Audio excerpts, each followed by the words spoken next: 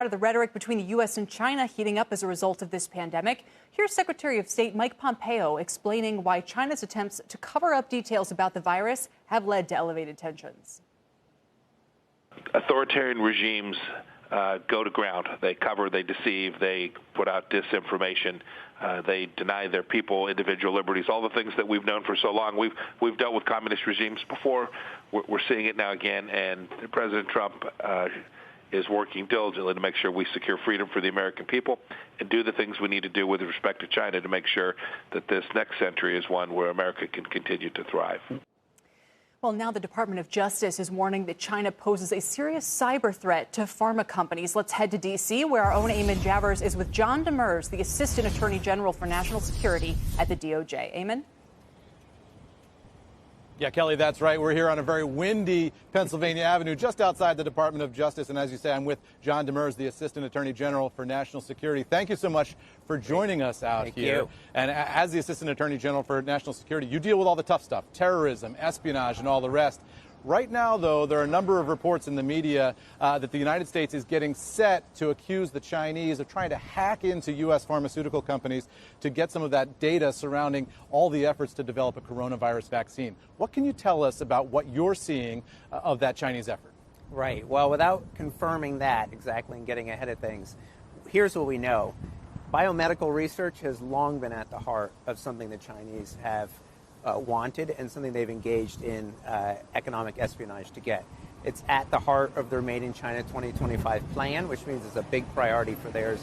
We've charged a number of cases over the years, including one just earlier this year in Boston involving biomedical research, all of which involved the Chinese government, the intelligence services, and individuals in China.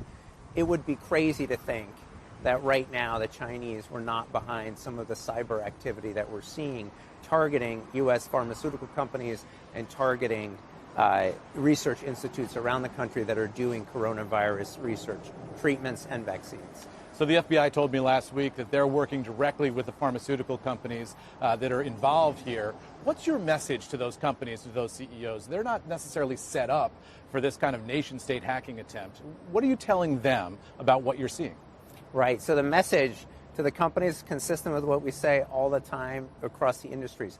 Know where your people are, both physically, are the people who are in the labs supposed to be in the labs, and then in cyberspace or on your IT systems. Do you know who's accessing data? Do you know if they're an insider, if they work there, do they have a reason to access that data or not?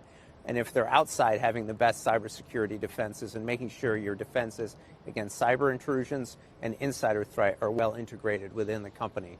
The number one predictor we have on the insider side is people who are where they shouldn't be, whether that means physically or on the IT systems.